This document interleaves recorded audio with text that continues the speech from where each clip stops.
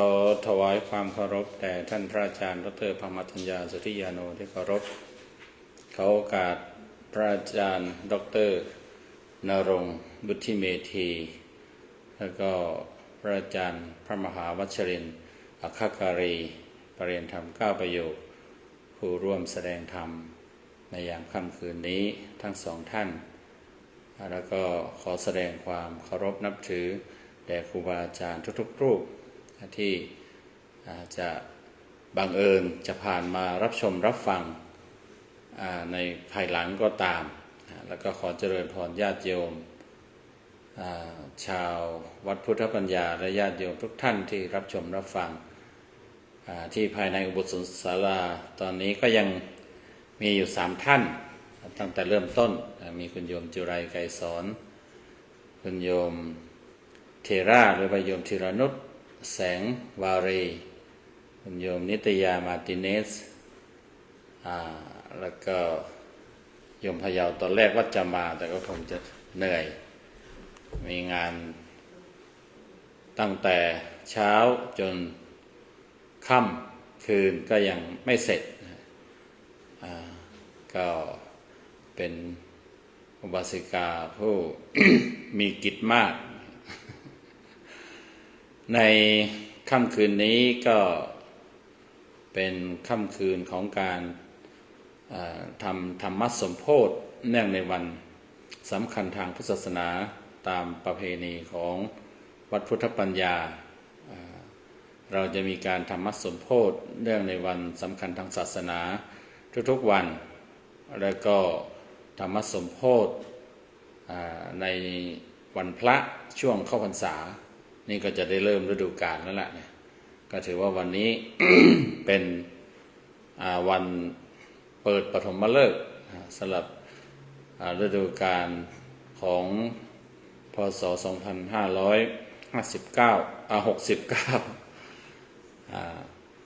ก็ถือว่าจะต่อเนื่องแล้วก็รายการถ่ายทอดสดของเราก็จะแน่นมากยิ่งขึ้นพรุ่งนี้เช้าถ้าตามวันเวลาที่อาจารย์ได้แจ้งไว้หลังทำวัดเช้าเราก็จะมีการฝึกพูดภาษาอังกฤษฝึกพูดธรรมะเป็นภาษาอังกฤษนะก็อาตมาก็ว่าจะได้เป็นองค์แรกคือเป็นการกล่าว introduction ทั่วไปก่อนคงจะได้ประมาณนั้นเพราะว่าวันนี้คงนอนดึกแล้วเนี่ยพรุ่งนี้เช้าไม่รู้สมองจะทำงานหรือเปล่าแล้วก็ช่วงการแสดงธรรมช่วง ท้ายๆนะก็อาจจะตะกุกตะกักบ้างเพราะว่าบางทีสมองไม่รื่นไหลนะต่อจากอาตมานี่ก็ยังมีของพระอาจารย์นุตจัญญาของเราก็ยังจะทำรายการจนถึงรุ่งเช้าตามที่ท่านแจ้งนะก็ท่านใดที่ยังมีความเพียรหรือว่ายังไม่ง่วงก็สามารถที่จะติดตามรับชมรับฟังท่านพระอาจารย์ได้นะอยู่เป็นเพื่อนท่านได้หรือว่าจะพักจะผ่อนยังไงก็ได้ทั้งนั้น ก็เราได้ฟังมา2ท่านท่านแรกท่านพระมหาวัชรินทร์อัคคการีท่านก็ได้แสดงเป็นภาษาอังกฤษนะก็เป็นการฝึกพูดภาษาอังกฤษด้วยนะได้เรียนรู้เรื่องภาษาอังกฤษแล้วก็เป็นการเปิดโอกาสให้ญาติโยมชาวต่างชาติได้รับรู้เข้าใจเรื่องราวด้วยก็แล้วแต่ท่านจะสะดวกท่านชอบอย่างนั้นถนัดอย่างนั้นก็ทำได้ท่านพระอาจารย์ดร.ณรงค์ท่านก็พูดในเชิงเปรียบเทียบวันอาสาฬหบูชาแบบไทยแล้วก็ทิเบตก็ได้รับชมรับฟังกันไปอาตมาตอนแรกก็ฟังอยู่นะว่าถ้าหากว่าทั้งสองท่านพูดไปหมดแล้วก็จะพูดวันใกล้เคียงก็คือวันต่อเนื่องกันก็คือวันเข้าพรรษาเรื่องราวของการเข้าพรรษาแต่ว่าถ้าตามที่ฟังดูนะฟังบ้างไม่ได้ฟังบ้างนะ คือสลับไปดูข้อมูลนั่นนี่นะเนี่ยก็ดูเหมือนว่ายังไม่ ครอบคลุมเสียทั้งหมดหมายถึงว่าเรื่องเกี่ยวกับวันอาสาฬหบูชาก็ยังพูดกันไม่หมดยังไม่โคเวอร์กันทั้งหมดก็เลยจะต้องมาร่วมแจมนะร่วมแจมร่วมเก็บกวาดทุกสิ่งทุกอย่างเลยเกี่ยวกับวันอาสาฬบูชาวันอาสาฬบูชาก็เป็นวันสำคัญวันหนึ่งที่ชาวพุทธไทยเราได้ถือปฏิบัติทำการบูชากันมานอกจากถ้านับตามวันเวลาก็คือวันมาฆบูชาวันเพ็ญเดือน3เป็นวันแรกเป็นวันที่พระพุทธเจ้าแสดงโอวาทปาติโมกข์และวันที่2ก็คือวันวิสาขบูชาวันเพ็ญเดือน6วันที่พระพุทธเจ้าท่านรำลึกถึงพระเจ้าในแง่ของเหตุการณ์ประสูติตรัสรู้ปรินิพพานก็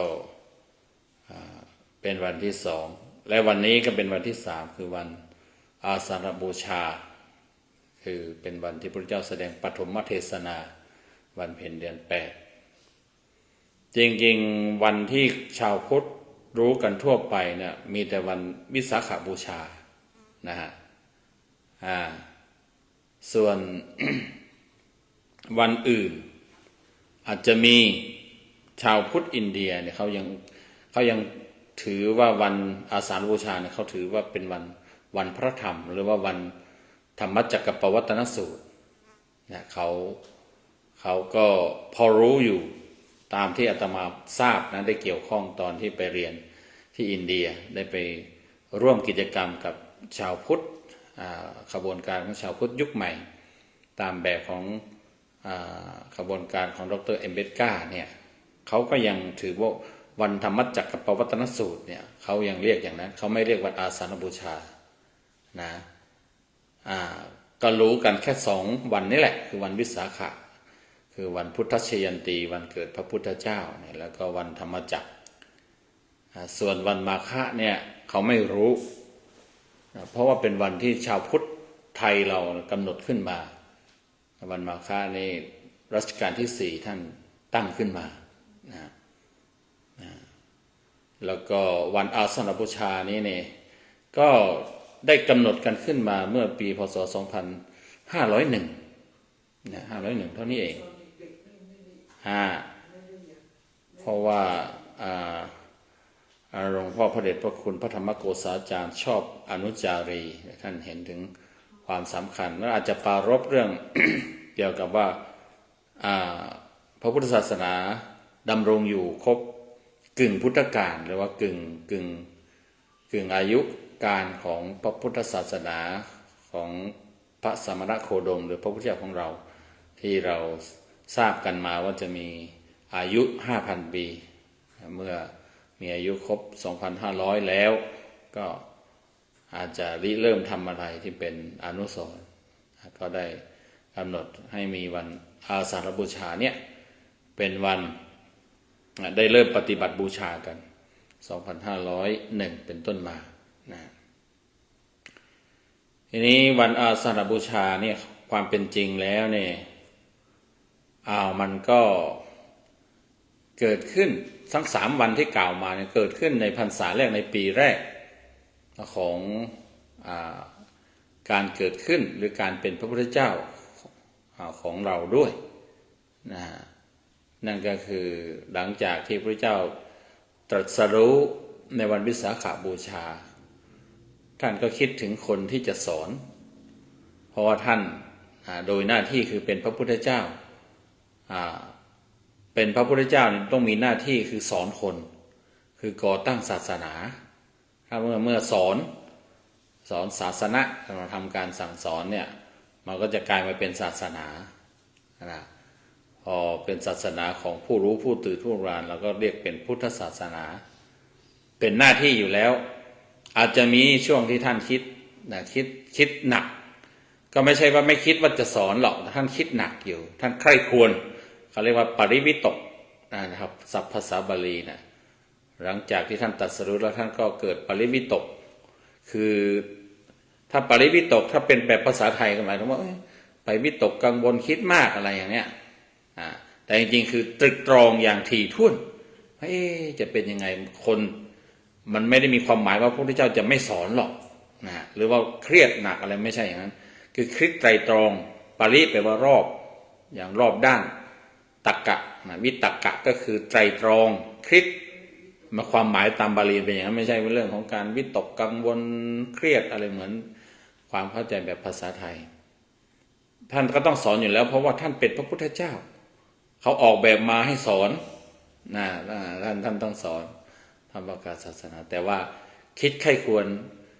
นิดหนึ่งว่ามันจะมีคนรู้หรือเปล่ามันของยากของละเอียดลึกซึ้งแต่ว่าบังเอิญผู้ที่รู้ใจผู้ที่รู้ความคิดคือท้าวสหบดีพรหมเนี่ยท่านก็กลัวว่าพระพุทธเจ้าจะไม่สอนแล้วจะมวลมนุษยชาติเนี่ยจะเสียโอกาสจะพลาดหรือว่าจะชิบหายเขาศัพท์เดิมเขาที่มันจะชิบหายคือหมายถึงว่า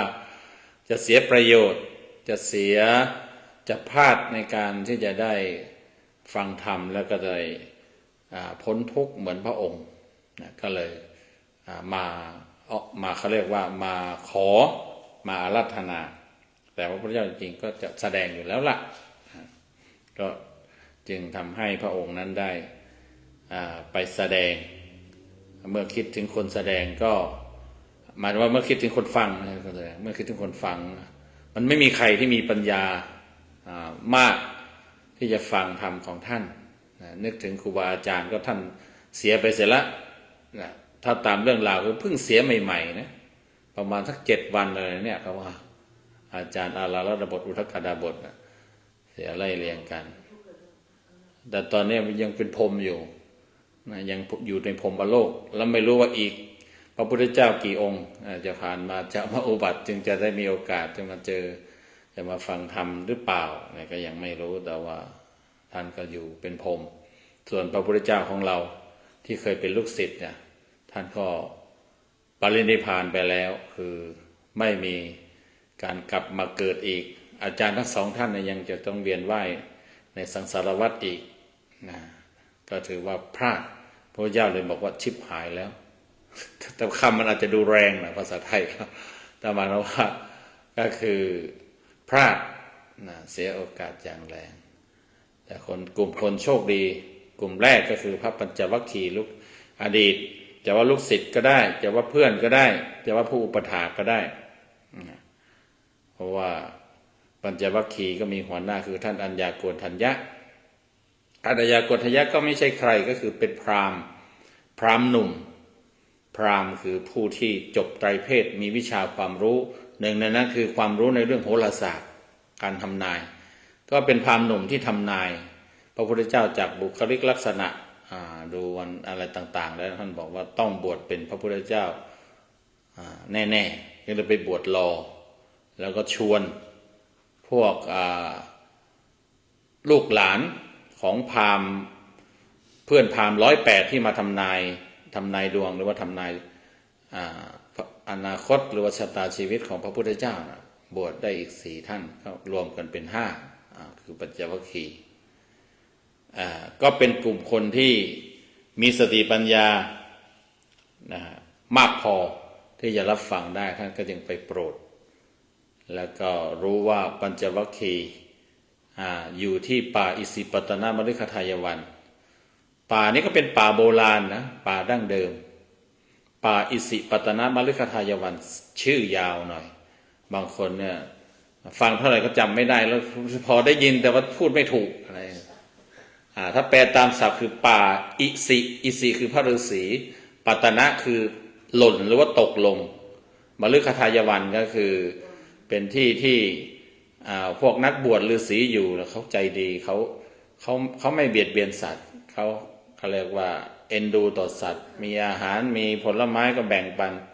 เลี้ยงสัตว์เลี้ยงกวางเลี้ยงอะไรแบบนั้นมันเป็นสถานที่ศักดิ์สิทธิ์เพราะว่าพระปัจเจกพุทธเจ้าหรือนักพจน์ที่มีฤทธิ์นี่เหาะมาแล้วก็ตกลงที่นั่นคือชาวบ้านเขาเห็นถ้าปัจจุบันนี้เราก็มองเหมือนเราเห็นเครื่องบินลอยไปลอยมาบินไปบินมาสมัยอดีตคนมีพลังจิต นะพวกนักบวชพวกที่นักพจน์อะไรต่างๆเขามีพลังจิตสูงจิตที่ฝึกแล้วเนี่ยมันสามารถที่จะใช้ประโยชน์คือทำให้เหาะเหินเดินอากาศได้เหมือนนกเลยนะบินไปเป็นกลุ่ม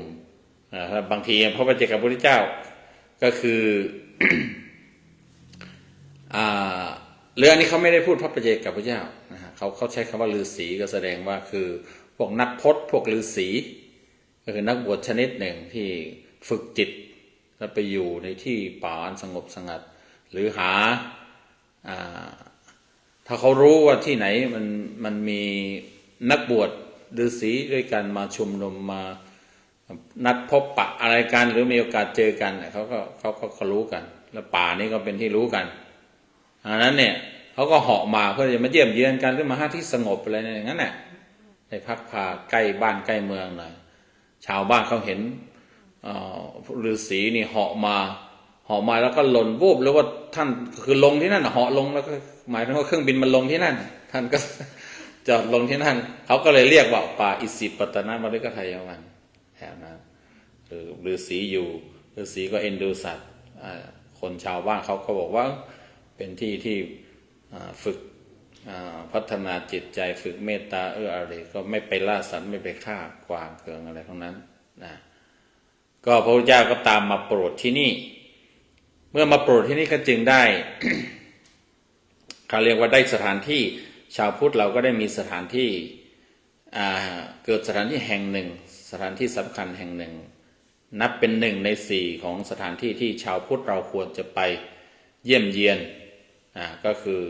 ปายสิตนมฤคทายวันต่อมาก็เรียกว่าธรรมเมฆสถูปนะมีสถานที่สำคัญคือธรรมเมฆสถูปหมายถึงว่ามีสถูปคล้ายๆเป็นเจดีย์ใหญ่สถูปใหญ่เป็นอนุสรณ์แห่งการเห็นธรรมะของพระอัญญาโกณฑัญญะแล้วก็ของเพื่อนอีก4 ท่านที่ตามบรรทัดมาที่ตรงนั้นปัจจุบันก็อยู่ที่เมืองสารนาถใกล้กับเมืองสาวัตถีไม่ใช่ใกล้เมืองพาราณสีสาวัตถีก็เป็น1 สถานที่ที่พระพุทธเจ้าแสดงธรรมเทศนาปฐมเทศนาแสดงธรรมเนี่ยครั้งแรกเนี่ยก็เป็นที่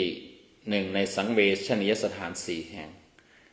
แห่งที่1ก็คือพุทธคยาต้นโพพุทธคยาเป็นที่ตรัสรู้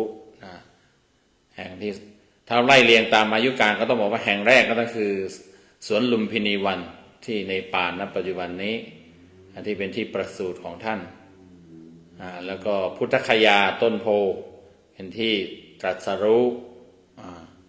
แล้วก็ที่3นี่แหละก็คือปายสิปตนมฤคทายวันหรือว่าธรรมเมฆสถูปณปัจจุบันนี้เป็นสังเวชสถานแห่งที่3แล้วก็แห่งที่4ก็คือกุสินาราเมืองเป็นที่ปรินิพพานของพระพุทธเจ้านะเพราะพระพุทธเจ้าได้แสดงธรรมสอนโปรดปัญจวัคคีย์ที่นั่นก็เกิดสถานที่สำคัญในปัจจุบันนี้เป็นร่องรอยทางประวัติศาสตร์นอกจากนั้นยังถ้าไปปัจจุบันมันก็มีวัดมีอะไรที่สมัยพระเจ้าอโศกสร้างขึ้นร่องรอยโยมจุไรไปมาแล้วเนาะคิดว่าโยมกำลังจะถามว่าโยมไปนะก็ไกลจากพุทธคยาไปบ้างไม่ได้ไปกุสินาราแต่จำได้ว่าไปที่ธรรมเมฆสถูปปายสิปตนมฤคทายวันเมื่อปีเราก็ต้องพูดให้ข้อมูลเชิญชวนหน่อยเผื่อโยมเทราโยมนิตยาอยากจะไปนั่นแหละ ความเป็นจริงแล้วเนี่ยในวันเขาบอกว่าในวันที่พระพุทธเจ้าแสดงปฐมเทศนาเนี่ยแผ่นดินสั่นสะเทือนนะเขาเรียกว่าแผ่นดินไหวนะมันเป็นจัดเป็น1 ในเหตุการณ์สำคัญที่มันเกี่ยวข้องกับพระโพธิสัตว์หรือพระพุทธเจ้าเนี่ยหมายถึงว่ามันมีเหตุแห่งการเกิดแผ่นดินไหวอยู่8 อย่างนะส่วนมาก6 อย่างเนี่ยจะเกี่ยวข้องกับพระพุทธเจ้านับตั้งแต่ท่านก้าวล่วงสู่คันประสูติ ออกบวชตรัสรู้แสดงธรรมปรินิพพานเนี่ยจะเกิดแผ่นดินสั่นสะเทือนอีกสองอย่างนั้นก็จะมีผู้มีฤทธิ์บันดาลคนที่มีพลังจิตมีฤทธิ์เนี่ยบันดาลแล้วก็เกิดแผ่นดินไหวได้นอกจากนั้นก็อีกอย่างหนึ่งคือเกิดเพราะเหตุตามธรรมชาติคือดินน้ำลมไฟเนี่ยมันแปรปรวนเขาบอกว่าดินตั้งอยู่บนน้ำน้ำตั้งอยู่บนลมเมื่อลมมันเคลื่อนมันมีลมมันไหวก็ทำให้น้ำก็ไหวน้ำไหวแผ่นดินก็ไหวเขาว่างั้นนะก็ นี่แหละวันที่ท่านแสดงปฐมเทศนานี่ก็แผ่นดินสั่นสะเทือนเรื่องจริงๆแล้ว มันก็อาจจะเป็นปรากฏการณ์ตามนั้นหรือในจะเป็นความหมายอื่นในความหมายที่ว่าคือโลกเนี่ยเขาเรียกว่าล่ำลือเป่าประกาศเรื่องลือเฉพาะอย่างยิ่งก็คือว่าพวกเทวดาอันนี้เดี๋ยวจะค่อยว่ากันว่าเทวดาเป่าประกาศกระหึ่มกึ่งก้องทำเสียงสาธุการหรือว่าประกาศข่าวว่าพระพุทธเจ้าท่านได้แสดงธรรมและมีคนรู้เป็นการทำหน้าที่ของพระพุทธเจ้าเป็นครั้งแรกเลยในวันอาสาฬหบูชาถ้าพูดถึงวันอาสาฬหบูชาในอีกแบบหนึ่งเขาก็ในแง่ของการว่ามันเป็นวันอะไรเนี่ยมันเป็นหลายๆอย่างเป็นวันหลายแบบหลายๆอย่างจะเรียกว่าเป็นวันที่พระพุทธเจ้าแสดงปฐมเทศนาก็ได้คือเทศครั้งแรกหรือว่าแสดงธรรมจักรกับปวัตตนสูตรนี่ก็ถูกหรือเมื่อมีการแสดงธรรมมัจจกับปวัตตนสูตรแสดงธรรมครั้งแรกเนี่ยก็ทำให้เกิดพระสงฆ์รูปแรกในพุทธศาสนาคือท่านอัญญาโกณฑัญญะเนี่ยหลังจากฟังธรรมแล้วก็เกิดได้ดวงตาเห็นธรรมแล้วขอบวชเมื่อมีการบวชก็เกิดพระสงฆ์ขึ้นมาก่อนหน้านั้นมีแต่พระพุทธเจ้ากับพระธรรมเนี่ยยังไม่มีพระสงฆ์ยังไม่มีพระรัตนตรัยครบทีนี้พอมีพระสงฆ์ก็เรียกว่าเป็นวันพระสงฆ์เป็นวันเกิดบางทีเขาเรียกว่าเป็นวันที่พระสงฆ์อุบัติขึ้นเป็นรูปแรกหรือบางทีก็เราก็เรียกต่อเนื่องกันไปเลยว่าเป็นวันที่พระรัตนตรัยครบทั้งสามคือมีพระพุทธพระธรรมพระสงฆ์ครบแต่ว่าเมื่อถ้าพูดกันอีกแบบหนึ่งวันอาสาฬหบูชาเนี่ยถ้าไล่เรียงกันมานะวันวิสาขบูชานี่เป็นวันพระพุธเพราะว่าเรื่องเกี่ยวกับข้องกับพระพุทธเจ้าโดยตรงประสูติตรัสรู้ปรินิพพานนะฮะส่วนวันพระธรรมพระสงฆ์เนี่ยมันจะระหว่างวันอาสาฬบูชากับวันมาฆบูชาเนี่ยมันสลับกันได้แล้วแต่สูตรถ้ากำหนดให้วันอาสาฬบูชาเป็นวันพระธรรมเนื่องจากพระพุทธเจ้าแสดงธรรมจักรกับปวัตตสูตรอันเป็นสูตรสำคัญเนี่ยเป็นปฐมเทศนาเนี่ยวันมาฆบูชาก็เรียกว่าเป็นวันพระสงฆ์เพราะกำหนดด้วยการกำหนดเอาว่ามีพระสงฆ์ 1,250 รูปเนี่ยมาเข้าเฝ้าพระเจ้าหรือถ้าหากว่ากำหนดเอาวันอาสาฬบูชาเนี่ยเป็นวันพระสงฆ์เพราะว่าเกิดพระสงฆ์รูปแรกคือพระอัญญาโกณฑัญญะเกิดขึ้นขอบวชในพุทธศาสนาเกิดพระสงฆ์รูปแรกเมื่อเป็นวันพระสงฆ์แล้วเนี่ยวันมาฆบูชาก็กลายเป็นวันพระธรรมเพราะถือเอาว่าพระพุทธเจ้าแสดงโอวาทปาติโมกข์แสดงหัวใจอันเป็นคำสอนหลักคำสอนโดยรวมโดยย่อของพระพุทธศาสนาอันนี้มันก็สลับกันได้แล้วแต่ถ้าจะหมายถึงว่าถ้าพูดในแง่ว่าถ้าจะถือวันสำคัญถ้าจะเรียกวันสำคัญให้มันครบตามพระรัตนตรัยเนี่ยวันพระพุธวันพระธรรมวันพระสงฆ์ก็ให้เราเข้าใจอย่างนี้เข้าใจอย่างนี้แต่ถ้าหากว่าเราไม่ได้มองในสูตรนี้ก็อย่างที่บอกไปจะบอกว่าวันอาสาฬหบูชาคือวันที่พระเจ้าแสดงปฐมเทศนาคือวันที่พระสงฆ์รูปแรกเกิดขึ้นในโลกคือวันที่พระรัตนตรัยครบทั้ง3ประการใดๆก็เขาเรียกได้ทั้งนั้นนะฮะทีนี้ก็มาดูเรื่องเกี่ยวกับเนื้อหาเกี่ยวกับธรรมจักรกับปวัตตนสูตร นะเพราะว่าเป็นพระสูตรรูปแรกเป็นพระสูตรแรกเป็นเทศนาครั้งแรกที่พระพุทธเจ้าแสดงว่ามันมีเนื้อหาเกี่ยวกับอะไรในบางทีทั้งสองท่านก็อาจจะเปรยๆไปบ้างนะหรือว่าท่านพระอาจารย์ก็ได้กล่าวได้พูดไปบ้างนะ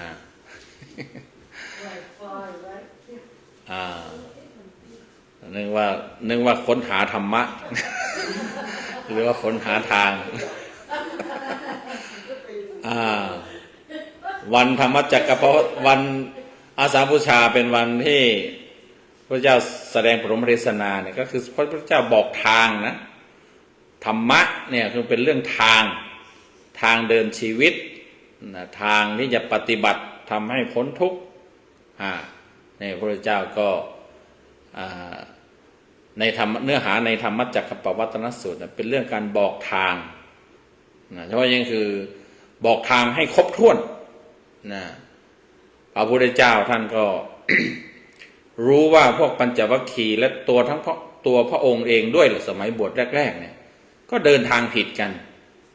แล้วก็ลูกศิษย์5 ท่านในปัญจวัคคีย์นั้นก็เดินทางผิดเข้าใจผิดไม่เดินทางผิดก็คือไปบำเพ็ญตบะทรมานตนเขาเรียกว่าทำตนให้ลำบากเรียกว่าอัตตกิลมัฏฐานุโยคเพราะมีความเชื่อเพราะในบริบทสมัยนั้นเนี่ยนักบวชต่างๆเนี่ยเขาก็คิดค้นกันไปว่าทำยังไงจะหลุดพ้นนะเขาพยายามที่จะเอาชนะใจแต่ว่าเขามองผิดเข้าใจผิดเขาบอกว่าถ้าเอาชนะกายได้มันก็ต้องเอาชนะใจได้ดังนั้นถ้าสมมติว่าทำอะไรยากๆนะหมายถึงว่าเราเริ่มจากเอากายเนี่ยเป็นเครื่องมือเราจะเอาชนะใจก็มีหลายอย่างทรมานตนยืนขาเดียวยืนยกแขนกำมือกำอะไรต่างๆเราเคยมีข้อมูลใช่ไหมเขาบอกว่ากำมือจนกำไว้อย่างนั้นจนเล็บทะลุออกมาหลังมืออย่างเนี้ยเขาก็บอกว่าเขาทนได้เมื่อทนได้ก็แสดงว่ากำลังใจมันแข็งแกร่งกำลังใจอาจจะแข็งอยู่แข็งแกร่งอยู่แต่ว่ามันไม่เกิดปัญญามันถ้าจะเป็นระดับสมาธิก็คือเป็นสมาธิแบบผิดเหมือนกันนะเป็นสัมมาสมาธิเป็นมิจฉาสมาธิคือเป็นสมาธิที่ผิดคือมีพลังจิตจดจ้องปล่อยวางเวทนาอดทนได้แต่มันคือมันไม่ได้มีปัญญามันไม่เกิดปัญญามันเลยไม่เป็นสัมมาคือเอาเพียงแค่ว่าให้ตัวเองมีพลังจิตสามารถที่จะข่มเวทนาไว้ได้ซึ่งมันไม่ใช่เป้าหมายของสมาธิแบบถูกต้องแบบพระพุทธศาสนาสมาธิแบบพระพุทธศาสนาคือมันจะต้องมีปัญญาอย่างที่ท่านว่ามันต้องมีศีลเป็นพื้นฐานก่อนแล้วก็นำไปสู่เป้าหมายคือทำให้เกิดปัญญาทำให้เป็นอุปกรณ์ทำให้จิตเนี่ยมันมีความพอดีมันมีพลังมันมีความตั้งมั่นมันมีความเหมาะเขาเรียกว่าเหมาะแก่การเอาไปใช้งานอะไรก็คือใช้งานพิจารณาหาความจริงทำความเข้าใจความจริงเพื่อให้เกิดปัญญาความจริงเกี่ยวกับโลกเกี่ยวกับชีวิตเนี่ยมันจึงจะเป็นสัมมานะฮะก็ถ้ามันถูกต้องจริงมันจะต้องนำไปสู่ไปสู่การพ้นทุกข์เกิดปัญญาแล้วก็ดับทุกข์ได้ถ้าหากว่าปฏิบัติไปเพื่อให้คิดว่าคนอื่นมองว่าเก่งสามารถที่จะมีพลังจิตสูงทนทานความเจ็บปวดอะไรได้หรือแม้กระทั่งว่ามีเจตนาฝึกเพื่อให้อยากให้มีฤทธิ์มีเดชพวกเนี้ยก็ถือว่าเป็นมิจฉาสมาธินะเพราะมันเสื่อมได้พวกเนี้ยหรือบางทีเอาไปใช้ในทางผิดก็มีเอาไปใช้ในทางเบียดเบียนคนอื่นหวังลาภสักการะอะไรต่างๆเราเนี่ยเขาเรียกว่าเป็นมิจฉาสมาธิถ้าไม่มีเจตนาให้เกิดปัญญาให้ดับทุกข์เนี่ยให้เห็นความจริงให้ปล่อยวางหลุดพ้นเนี่ยมันก็เป็นมิจฉาสมาธิอันเนี้ย ดังนั้นพระพุทธเจ้าเขาก็ ไปลองดูไปฝึกไปอะไรหลายๆอย่างแหละหนึ่งในนั้นที่เรารู้กันก็คือว่าเรื่องอดอาหารเราจะไม่ตอบสนองร่างกายแล้วมันหิวก็ไม่ให้มันกินลองดูสิมันบางทีคือบางทีเขาก็อาจจะเชื่อว่ากิเลสนี่มันเกิดจากการมีกายนะเราก็ไปสนองนั่นสนองนี่นะ ดังนั้นถ้าหากว่าเราเอาชนะกายได้มันก็น่าจะเอาชนะกิเลสได้นะเหมือนเหมือนเขาบอกว่ามันมีกายที่อุดมสมบูรณ์นี่แหละมันจึงมีเรี่ยวแรงทำบาปทำกรรมอะไรต่างๆเราทรมานมันไม่ให้มันมีเรี่ยวมีแรงดูสิกิเลสมันจะหมดพระพุทธเจ้าไปลองดูว่ามันกิเลสมันไม่หมดลมหายใจเราจะหมดซะก่อนท่านก็ไปเข้าใจว่าโอ้กิเลสมันอยู่ในใจมันไม่ได้อยู่ที่กายท่านก็เลยเปลี่ยนมาดูแลร่างกายก็คือทานข้าวทานอาหารทานอะไรจนเป็นเหตุทำให้ลูกศิษย์ปัญจวัคคีย์มองโอ้เกิดความอยากเกิดอะไรแล้วเนี่ยไม่ฝึกไม่พัฒนาไม่หาทางตรัสรู้แล้วก็เลยหนีพระองค์พอพระองค์รู้ความจริงแล้วก็จึงตามมาสอนตามมาบอกสิ่งแรกก็คือว่าบอกสิ่งที่เข้าใจผิดนี่พระพุทธเจ้าก็ทเวเมภิกขเวอันตาไม่ใช่เทวเมนะทเวเมที่อาจารย์ท่านอธิบายเมื่อกลางวันภาษาบาลีทเวเมภิกขเวอันตาคือบอกว่ามันมีทางสุดโต่งสองทางซึ่งเป็นทางผิดหนึ่งก็คือทรมานตัวเองนี่แหละทรมานตัวเองให้ลำบากที่ท่านเคยทำแล้วก็ท่านปัญจวัคคีย์ก็ร่วมทำกันด้วยหรือคนอื่นๆนักบวชสมัยนั้นทำกันอยู่เนี่ยไม่มีประโยชน์อะไรเลยท่านบอกทุกโขอนัตริโยก็คือไม่มีประโยชน์อะไรเลยอนัตถัสสันหิโตอนัตริโยคือไม่ประเสริฐไม่ได้ดีอะไรอนัตสันหิโตก็คือไม่ประกอบด้วยประโยชน์อะไรที่สำคัญคือทุกโขคือเป็นทุกข์เปล่าๆท่านไม่ให้ไปทำควรจะหลีกเลี่ยงอันนี้เป็นทางผิดทางที่สองก็คืออะไรล่ะกามัสสุขาริกานุโยโคก็คือว่าการตอบสนองความสุขทางเนื้อหนังมังสาทางร่างกายเต็มที่ก็ไม่ถูกต้องเหมือนกันหมายถึงว่าการไปบำรุงบำเรอร่างกายทำให้เรานั้นติดอยู่ในวัตถุติดวัตถุทำให้เรานั้นพัวพันอยู่กับวัตถุก็ไม่ดีการปล่อยชีวิตให้ติดความสุขก็ไม่ดีมันจะไปทำให้เราติดในสิ่งที่ชอบอาการนี้หมายถึงว่าสิ่งที่ชอบสิ่งที่น่าใคร่น่าพอใจน่ายินดีก็คือหมายถึงว่าติดรูปติดเสียงติดกลิ่นติดรสนี่แหละถ้าไปหลงไหลติดพวกนี้ก็ไม่ดีทำให้เรานั้นงมงายมัวเมาหลงไหลขันจะไปทรมานปฏิเสธไม่ตอบสนองไม่ดูแลร่างกายไม่ดูแลชีวิตอะไรพวกนี้มันก็ไม่ถูกเหมือนกันพระเจ้าจึงเสนอทางเลือกใหม่ทางถูกต้องทางที่ถูกต้องคือเรียกว่าทางสายกลางใช่ไหมมัชฌิมาปฏิปทาในทางสายกลางสองทางนั้นมันสุดโต่งไปมันเคร่งไปมันเครียดไปมันสุดโต่งทีนี้การพระองค์ก็แสดงทางสายกลางทางสายกลางนี่บางทีเราก็ยังไม่เข้าใจไม่ใช่เข้าใจได้ง่ายนะบางทีมันจะเป็นยังไงนะทางสายกลางระหว่างดื่มเหล้ากับไม่ดื่มเหล้าเนี่ยมันถ้าทางสายกลางก็คือดื่มบ้างพอดีดื่มเป็นระยะอะไรอย่างนั้นหรือเปล่ามันไม่ใช่นะบางทีคือทำเต็มที่นี่แหละทำให้มันพอดีคือว่าทำให้ถึง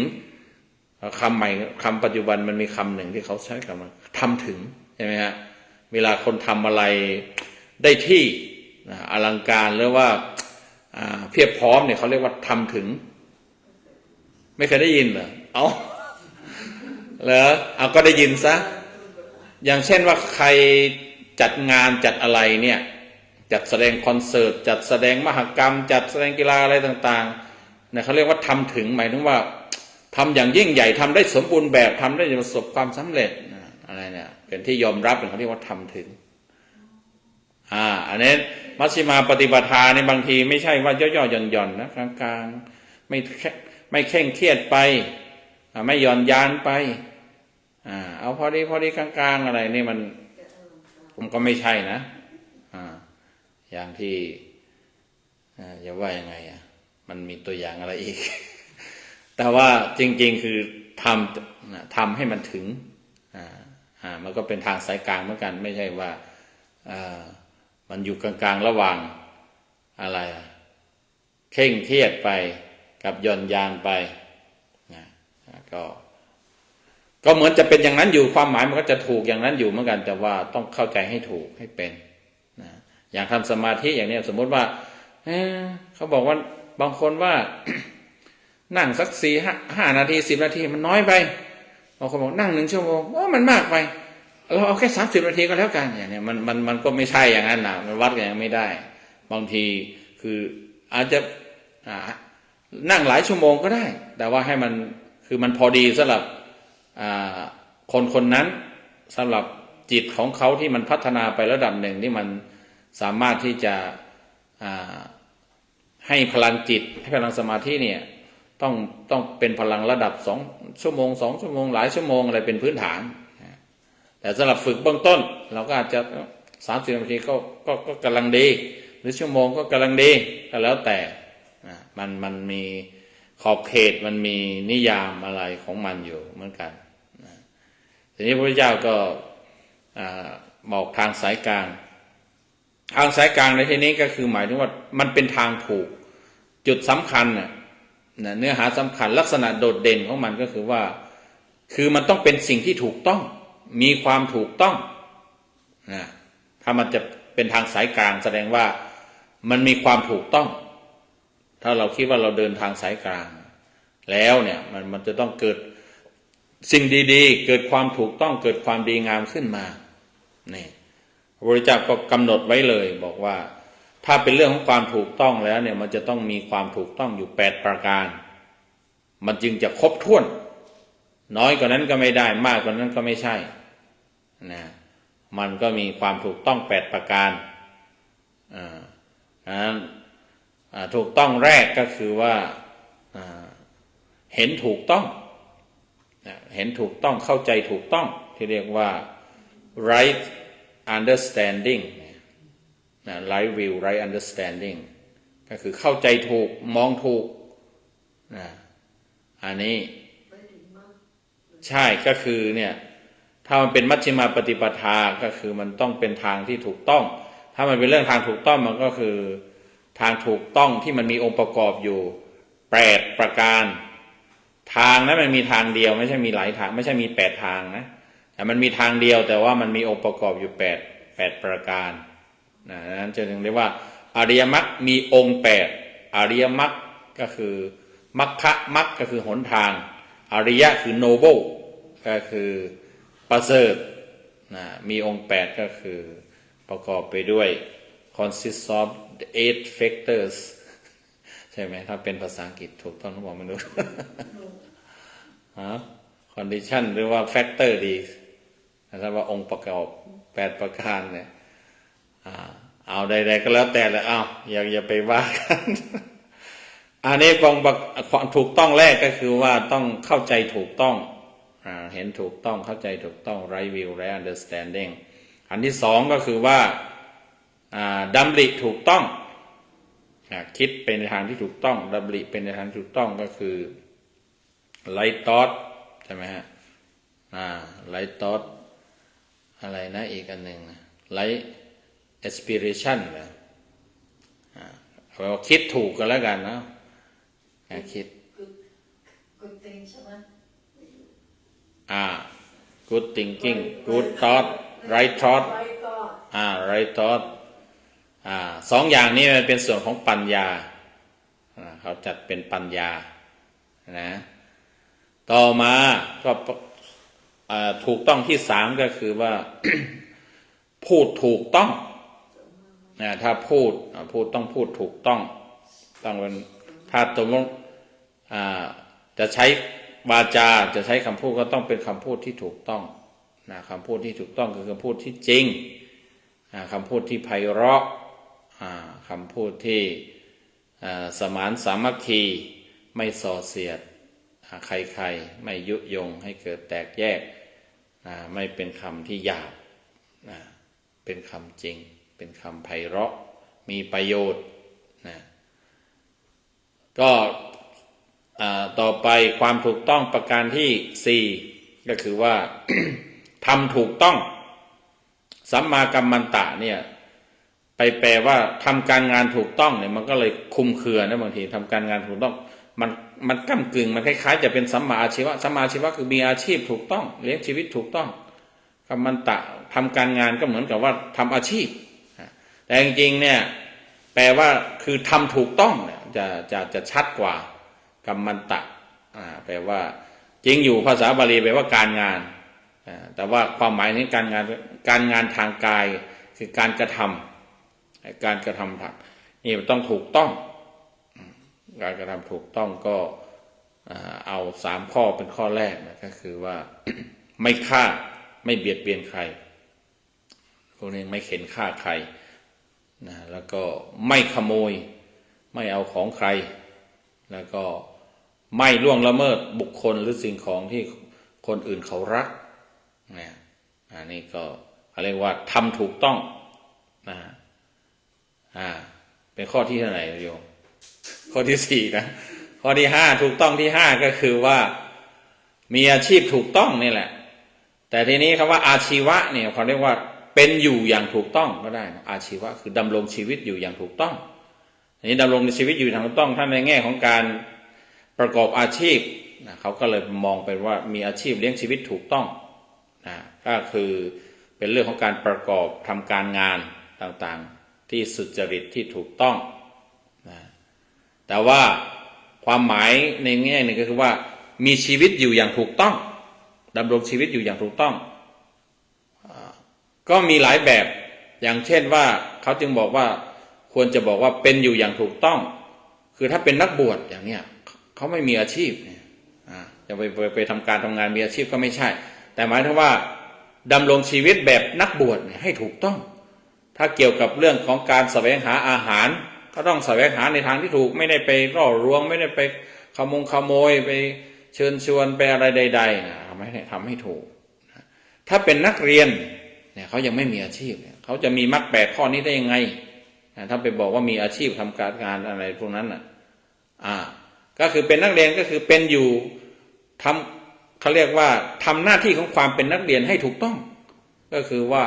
ตั้งใจเรียนเคารพครูบาอาจารย์อันนี้เขาก็มีสัมมาอาชีวะนะไม่คดไม่โกงเวลาสอบเวลาอะไรต่างๆนะอย่างนั้นน่ะถ้าเป็นเด็กเป็นอะไรอย่างเนี้ยเขาก็ต้องมีสัมมาอาชีวะคือเป็นอยู่แบบเด็กตามฐานะตามนักเรียนหรือเป็นลูกเป็นอะไรเนี่ยก็ทำหน้าที่เป็นลูกที่ดีลูกที่น่ารักเนี่ยเขาเรียกว่าเขามีสัมมาอาชีวะเป็นอยู่ของเขาอันนั้นเป็นสามีภรรยาอะไรก็เป็นอยู่ให้ถูกต้องตามหน้าที่สัมมาอาชีวะเหมือนกันหรือถ้าหากว่าในแง่ของการหาปัจจัย4ทำงานหาปัจจัย4เพื่อที่จะเลี้ยงชีวิตเลี้ยงครอบครัวก็ดูก็คือเว้นอาชีพที่มันทุจริตประกอบอาชีพที่สุจริตก็เป็นสัมมาอาชีวะข้อที่5ใช่ไหมข้อที่6ความถูกต้องประการที่6ก็คือจะต้องมีความพยายามความภาคเพียรพยายามที่ถูกต้องความเพียรนี้จะต้องเป็นองค์ประกอบอย่างหนึ่งในการที่จะเดินทางถ้าไม่ขยันถ้าไม่มีความเพียรนี่มันไม่ก้าวหน้านะมันเดินทางไม่ถึงปลายทางแต่นี้มันก็ต้องเพียรถูกเพียรไปในทางที่ถูกขยันแต่ขยันทางที่ผิดมันก็ไม่ประสบความสำเร็จนะขยันปล้นขยัน ทำอะไรต่างๆเนี่ยมันมีเหมือนกันเขาขยันเหมือนกันนะโจรเนี่ยเขาก็ขยัน โจรนี่เขาก็ขยันปล้นขยันทำหน้าที่ทำงานของเขาแต่ว่ามันผิดเบียดหลอกลวงคนอื่นใช่ไหมนั้นความเพียรเราก็ต้องใช้ไปในทางที่ถูกก็คือถ้าทางที่ถูกนะพระพุทธเจ้าบอกว่า มันต้องเพียรระวังสิ่งไม่ดีเพียรระวังบาปหรือว่าเพียรเลิกบาปเพียรเลิกสิ่งไม่ดีพยายามแล้วก็เพียรเลิกสิ่งไม่ดีเอามาก็พยายามที่จะสร้างหรือว่าทำสิ่งดีสร้างสิ่งดีใช้ความเพียรพยายามในการทำสิ่งดีสร้างสิ่งดีความดี แล้วก็พยายามที่จะรักษาความดีเอาไว้เราดีความดีถ้าไม่รักษามันก็หายนะความขยันความอะไรล่ะ เอื้อเฟื้อเผื่อแผ่ความมีน้ำจิตน้ำใจพวกนี้บางทีมันมีเหตุแปรปรวนมันเป็นอนิจจังได้มันมีเงื่อนไขเหตุปัจจัยมานะต้องรักษาไว้นะรักษาเหมือนกันถ้าไม่รักษามันหายนะความขยันเนี่ยถ้าไม่ขยันต่อเนื่องเนี่ยมันขี้เกียจมันก็เข้ามาแทรกได้นะฮะหรือว่าถ้าเราใจดีก็ดีตลอดบางทีมันมีใจร้ายมันมีเหตุทำให้ใจร้ายต้องรักษาพยายามรักษาใจดีเอาไว้ใช่ไหมอันนี้เขาเรียกว่าเพียรชอบนะคือขยันถูกต้องไม่ได้ขยันผิดต่อมาข้อที่7ถูกต้องที่7ก็คือ สัมมาสติก็คือระลึกรู้นะระลึกไปในทางที่ถูกต้องระลึกนึกได้ในทางที่ถูกนึกว่าจะทำความดีนึกว่าจะถวายพระนึกว่าจะสวดมนต์นึกว่าจะทำทานนึกว่าจะประลบความเพียรเนี่ยเขาเรียกว่านึกถูกแต่ถ้านึกได้ว่าจะต้องไปปล้นจะต้องไปเที่ยวจะต้องไปอะไรที่มันแย่ๆอะไรนึกจะทำสิ่งเหล่านั้นได้อันนี้ก็เรียกว่าเป็นมิจฉาสติระลึกในทางที่ผิดมีสติมีสติรู้เท่าทันก็เป็นสัมมาได้ถ้าขาดสติก็จะเรียกว่ามิจฉาก็ได้มิจฉาสติก็ได้ก็คือว่าสติมันผิดไปแล้วมันเพี้ยนไปแล้วแต่ว่าความหมายก็คือถ้ามันผิดมันก็แสดงว่า เราระลึกไปในทางที่ผิดนะระลึกรู้ไปในทางที่ผิดแต่นี้ว่าระลึกรู้ไปในทางที่ถูกในทางที่ถูกก็คือระลึกเพื่อที่จะทำให้เกิดการฝึกฝนพัฒนาจิตใจพัฒนาชีวิตพระเจ้าก็บอกให้ระลึกนึกเกี่ยวกับเนี่ยกายเวทนาจิตธรรมที่มันเกี่ยวกับชีวิตเราเนี่ยมันมีส่วนที่เป็นกายเคลื่อนไหวรับรู้อะไรยังไงรู้ความจริงของมันของสวยของงามไม่งามอะไรใดๆก็รู้หรือมันเคลื่อนไหวไปยังไงมันเกิดอะไรกับร่างกายก็รู้กายบางทีในร่างกายเนี่ยมันมีความเกิดความรู้สึกเพราะเรายังมีชีวิตอยู่เกิดเวทนาเรียกว่ามีความรู้สึกขึ้นมาบางทีมันสุขมันทุกข์มันร้อนมันเย็นอะไรใดๆเนี่ยเราก็รู้ระลึกรู้ให้ทันนะไม่หลงไม่อะไรไปตามเวทนาเหล่านั้นนะแล้วก็บางทีชีวิตเรา ถ้ามันยังมีชีวิตอยู่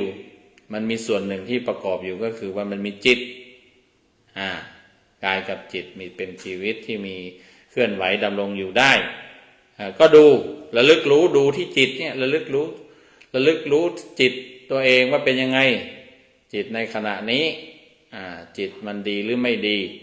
จิตเกิดความโลภหรือว่าไม่โลภจิตความหลงไม่หลงจิตดีใจเสียใจอะไรใดๆอันนี้ก็ไปดูและในจิตนั้นเนี่ยมันเขาเรียกว่ามันมีสิ่งที่เกิดขึ้นกับจิตมีสิ่งปรุงจิตเกิดขึ้นกับจิตภาษาธรรมะเขาเรียกว่าธรรมภาษาศาสนาเรียกว่าธรรมก็คือสิ่งที่มันเกิดขึ้นกับจิตหรือบางทีมันก็คือสิ่งที่มันเกิดขึ้นตามเหตุปัจจัยของมันนั่นแหละแต่ว่ามันเข้ามาเกี่ยวข้องกับจิตเราอันนี้เขาเจาะจงเอาจุดที่มันช่วงที่มันเข้ามาเกิดขึ้นกับจิตเข้ามาผสมกับจิตเราดูจิตเราเป็นยังไงจิตเราฟุ้งจิตเราคิดมากจิตเราเศร้าหมองจิตเราเครียดจิตเราทุกข์อะไรเหล่านี้เราก็รู้อยู่ที่จิตเนี่ยเพราะว่ามันเป็นศูนย์บัญชาการและอย่างที่เรารู้กันว่าใจเป็นนายกายเป็นบ่าวถ้าเราไม่รู้ระลึกรู้ไม่มีสติระลึกรู้ดูจิตเนี่ยทันจิตเนี่ยบางทีมันจะจิตเราจะพาเราไปพาเราพูดพาเราทำพาเราไปไหนต่อไหนถูกบ้างผิดบ้างก็แล้วแต่แหละสุขบ้างทุกข์บ้างก็จะเป็นอย่างนั้นแต่ถ้าหากว่าเราระลึกรู้ทันจิตเนี่ยเราก็จะมีเวลาหยุดคิดมีเวลาที่จะไข้ควรดูว่าสิ่งที่มันเกิดขึ้น กับจิตเนี่ยมันคืออะไรจิตกับสติอะไรคือความ different ก็จิตก็คือตัวเขาเรียกว่าตัวทำงานเป็นที่เป็น4ภาคคือเวทนาคือทำงานเกิดความรู้สึกเวลาทำงานแล้วแกจำได้รู้สึกรู้จำ จำได้ก็เป็นเวทนาเป็นสัญญารู้คิดรู้ปรุงแต่งก็เป็นสังขารรู้ชัดรู้ครอบคลุมรู้ทั่วก็เป็นวิญญาณส่วนสตินี้ส่วนสติก็เป็นเขาเรียกว่ามันเป็นสิ่งที่เกิดขึ้นกับจิตมันเป็นธรรมะที่เกิดขึ้นกับจิตแต่ว่ามันก็ปรุงจิตนั่นแหละจิตเฉยๆบางทีจิตไม่มีสติก็มีใช่ไหมฮะจิตไม่มีสติไม่มีระลึกได้ก็คือทำเผลอๆพังพลาดอันนี้เพราะมันไม่มีสติแสดงว่าตัวสตินั้นมันก็เป็นอีกตัวหนึ่งก็คือเป็นธรรมะเป็นสภาวะอีกอันหนึ่งเป็นกุศลธรรมที่ไปประกอบจิตก็กลายเป็นทำให้จิตมีสติจิตเป็นกุศลจิตมีธรรมะมันก็จะบอกว่ามันพูดยากถ้าเทียบนะสมมติว่าน้ำเนี่ยมันคือจิตทีนี้สมมติว่าโยมหยอดสีลงไปสีแดงลงไปนี่น้ำที่เห็นมันใสๆนะกลายเป็นอะไรกลายเป็นสีแดงทีนี้ไอ้สีแดงกับน้ำเนี่ยมันแทบจะแยกกันไม่ออกมันก็อยู่ด้วยกันนั่นแหละนะก็คือเหมือนกับว่าสติก็คือน้ำไม่ใช่จิตคือน้ำจิตคือน้ำคือมันมีธรรมชาติดั้งเดิมของมันเป็นทำหน้าที่บางคราวก็รู้สึกบางคราวก็รู้จำบางคราวก็รู้คิดบางคราวก็รู้ชัดอะไรขึ้นมาแต่ว่าเมื่อมันมีเกิดสติก็คือจิตมันก็จะมีทำหน้าที่ได้ดีทำหน้าที่ระลึกรู้ได้ดีควบคุมจิตหมายถึงว่าทำให้จิตเนี่ยทำงานไปในทางที่ถูกต้องระลึกรู้ไปในทางที่ถูกต้องระลึกรู้ทันกายทันเวทนาทันจิตทันธรรมมันแยกกันไม่ได้นะเพราะว่ามันเป็นคุณลักษณะของมันสติเป็นคุณลักษณะของจิตสติรู้สึกมันสำคัญกว่าจิตใช่ไหมสติสำคัญกว่าจิตถูกต้องพูดอย่างนั้นก็ถูกต้องนะเพราะว่าถ้าจิตไม่มีสติก็คือจิตยังไม่มีคุณภาพจิตยังไม่เป็นกุศลสติถ้ามันไม่ใช่แค่สติอย่างเดียวแหละถ้าสมมติว่าถ้าสมมติจะทำให้สงสัยขึ้นมาว่ามันเหมือนมันอันเดียวกับจิตหรือเปล่ามันคนละอันหรือคนละบางทีเราก็เป็นสมาธิล่ะมันอันเดียวกับจิตไหมปัญญาล่ะมันอันเดียวกับจิตไหมมันก็จะสงสัยไปเรื่อยจริงๆมันก็คือมันเป็นธรรมที่เกิดขึ้นกับจิตเป็นกุศลธรรมที่เกิดขึ้นกับจิตแล้วมันพอมันเกิดขึ้นกับจิตแล้วมันก็เป็นอันเดียวกันมันเหมือนกับน้ำกับสีเนี่ยนะพอมันมีสีเข้าไปแล้วมันก็เห็นกลายเป็นลักษณะเป็นสีแดงใส่สีอื่นมันก็เป็นสีนั้นเหมือนกับจิตเนี่ยพอเติมอะไรเข้าไปเติมขันติเติมเมตตาเติมสมาธิเติมสติเติมอะไรเข้าไปมันก็จะมีหน้าตาเป็นแบบนั้นมีบุคลิกมีฟังก์ชันที่จะทำงานในด้านนั้นของมัน See, when I think about state, I think that is you know what right from wrong, you know, like you. สติมาทำให้เราระลึกสติมาทำให้เราระลึกได้ว่าเรากำลังคิดอะไรกำลังจะพูดอะไรกำลังจะทำอะไรกำลังจะคิดอะไรเนี่ยสติมันระลึกแล้วทีนี้จากนั้นเนี่ยมันก็ทำงานร่วมกับธรรมะข้ออื่นเมื่อมันระลึกได้แล้วทีนี้มันจะเกิดการรู้ตัวอรสัมปชัญญะรู้ทั่วรู้ว่ามันเป็นอะไรมันรู้ชัดมันรู้เพียบพร้อมกันแล้วมันก็กลายเป็นจะบอกว่ามันเป็นปัญญาในตัวก็ได้สัมปชัญญะเนี่ยบางทีเขาก็จะจัดเป็นปัญญาหรือบางทีเขาก็มองว่าเมื่อมีสติแล้วก็ทำให้เกิดปัญญาสติมาปัญญาเกิดอย่างที่เขาว่ากันจริงๆมันก็คือถ้าแยกย่อยลงไปคือมันมีสติระลึกได้ก่อนมันมีสัมปชัญญะไข้ควรพร้อมก่อนแล้วก็มันจะเกิดปัญญาคือรู้ทั่วรู้ชัดขึ้นมาก็มันเบื้องหลังหรือว่าความโยงใยมันก็จะมีธรรมะอะไรแล้วมันก็มาจบที่สัมมาสติสัมมาสมาธิอันสุดท้ายนะความถูกต้องอันที่8ก็คือต้องมีความตั้งมั่นมีจิตที่ตั้งไว้ถูกทีนี้ความตั้งมั่นเนี่ยสมาธิมันแปลว่าความตั้งมั่นมันไม่ใช่สงบอย่างนั้นแต่ว่าเมื่อมันตั้งมั่นคง มันก็มีอาการหนึ่งที่โดดเด่นก็คือว่าสงบบางทีเขาพอเป็นสมาธิเราก็นึกถึงแต่ความสงบแต่ไม่แน่สมาธิที่มันแอคทีฟอยู่ในบางทีมันไม่ใช่ว่าไปเงียบไปเข้าภวังค์เหมือนนิ่งอะไรอย่างนั้นอย่างนั้นมันจริงๆมันก็บางทีมันยังเป็นจัดเป็นมิจฉาสมาธิได้เหมือนกันเหมือนบางทีสมาธิแบบฤาษีชีไพรนักบวชอะไรอื่นๆบางทีบางท่านบางองค์ที่ฝึกไปแล้วมันไปเข้าล็อกเขาเรียกว่าเข้านิ่งเงียบอะไรอย่างนี้อย่างนี้มันก็ยังไม่ถูกดีมันอาจจะมีส่วนถูกอยู่บ้างแต่มันยังไม่เป็นสัมมาทีเดียวถ้าสัมมาก็คือว่ามันจะต้องต่อยอดเป็นพื้นฐานสมาธิมันเป็นพื้นฐานของปัญญาก็คือคุณก็ต้องรู้จัก ทำสมาธิของคุณเนี่ย ให้เป็นประโยชน์ถอนมาใช้งานเขาบอกว่าคือรู้จักคลายจิตคลายจิตออกมาก็ยกขึ้นไปสู่ปัญญาที่เขาว่ากันยกขึ้นปัญญาหรือยกขึ้นสู่วิปัสสนาเพื่อจะไข้ควรความจริงนะหรือบางทีไม่ถึงขั้นสงบแบบนั้นหรอกแต่จิตมันตั้งมั่นพร้อมที่จะใช้งานมันไม่ได้นิ่งเงียบรับรู้อยู่แต่ว่ารู้อย่างมั่นคงรู้อย่างเขาเรียกว่า จิตเนี่ยมันไม่วอกแวกจิตมันพร้อมเขาเรียกว่าอะไรเนี่ยมันมีความเคลื่อนไหวในความสงบนะมันไม่ใช่มีความสงบอย่างเดียวสงบนิ่งอย่างเดียวนั้นมันก็อาจจะยังไม่ใช่สมาธิแบบพุทธมันมีความสงบในความเคลื่อนไหวเนี่ยมันเป็นลักษณะของสมาธิอีกแบบหนึ่งนะมันเหมือนปัญจวัคคีย์เนี่ยมีสัมมาสติมีสัมมาสมาธินะคือมีจิตตั้งมั่นคือตั้งอยู่ในพระธรรมของพระพุทธเจ้าท่านไม่ได้หลับท่านไม่ได้เข้าสมาธินิ่งเงียบไม่รู้ไม่ชี้อะไรไม่ใช่ท่านมีสัมมาสมาธิก็คือมีจิตตั้งมั่นฟังเงี่ยหูฟังจิตนิ่งฟังมันจึงทำให้พร้อมที่จะใช้งานคือรู้ธรรมะที่พระพุทธเจ้าเทศน์พระพุทธเจ้าบอกนะก็ทำให้เกิด So is jit intention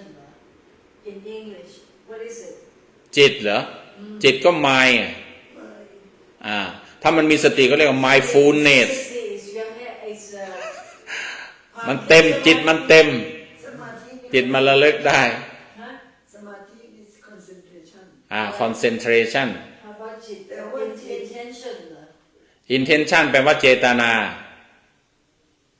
จงใจจิตก็คือ mind I know but mind is such a big บางทีก็คือ consciousness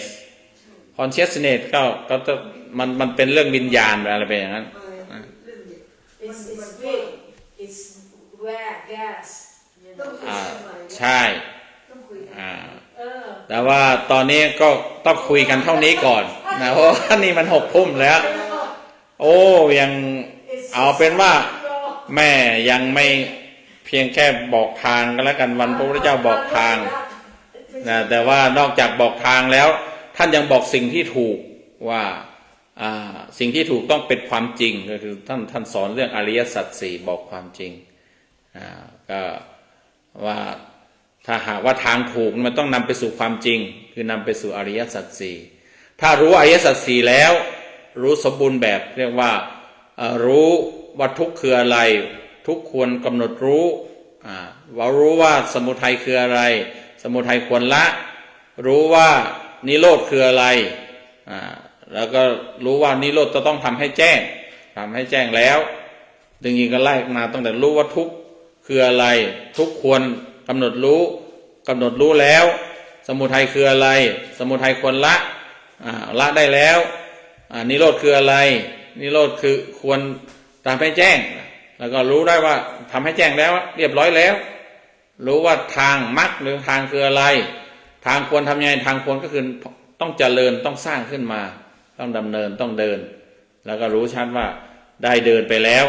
เนี่ยถ้ารู้คุ้นทั่วรู้ความจริงแบบสมบูรณ์แบบ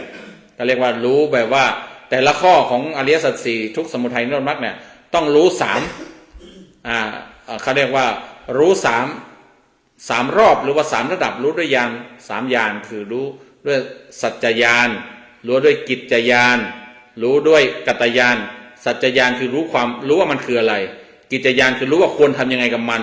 กัตตญาณคือรู้ว่าเราได้ทำแล้วมันต้องมาสำทับอีกส่วนมากคือเราบางทีเราข้อแรกเนี่ยรู้ว่าคืออะไรมันคืออะไรเนี่ยบางทีเราก็ยังไม่รู้ว่าจะทำยังไงกับมันบางทีเราไม่รู้เลยเนี่ยแล้วก็ไม่ต้องพูดถึงว่ารู้ว่าเราได้ทำแล้วเนี่ยบางทีมันยังไม่ถึงขั้นนี้หรือบางทีรู้ว่าคืออะไร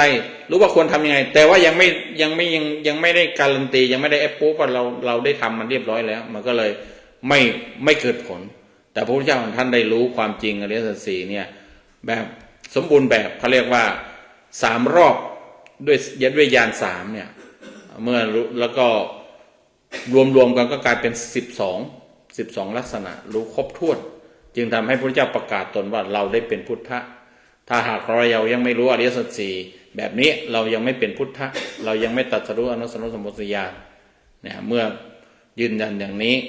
ท่านอายาโกณฑัญญะก็เลยได้ดวงตาเห็นธรรมและได้ชื่อใหม่ว่าพระโกณฑัญญะผู้มีดวงตาผู้ได้รู้แล้วอัญญาสิขึ้นมาอัญญาโกณฑัญญะแล้วก็ทำให้โลกนี่สั่นสะเทือนเทวดาเป่าประกาศตั้งแต่เทวดาบนพื้นดินไปจนถึงบนท้องฟ้าบนอะไรต่างๆจนถึงพรหมโลก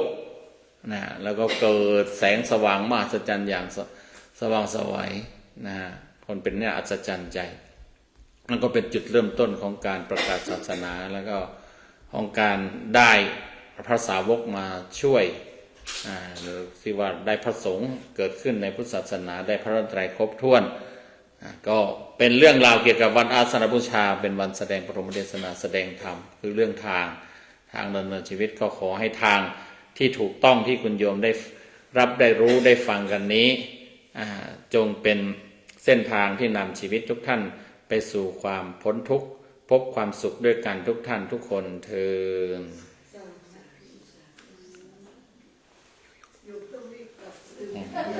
ไม่ใช่จะมาปิดเลย ลืมกินยา อ๋อทำนี้ Why don't you call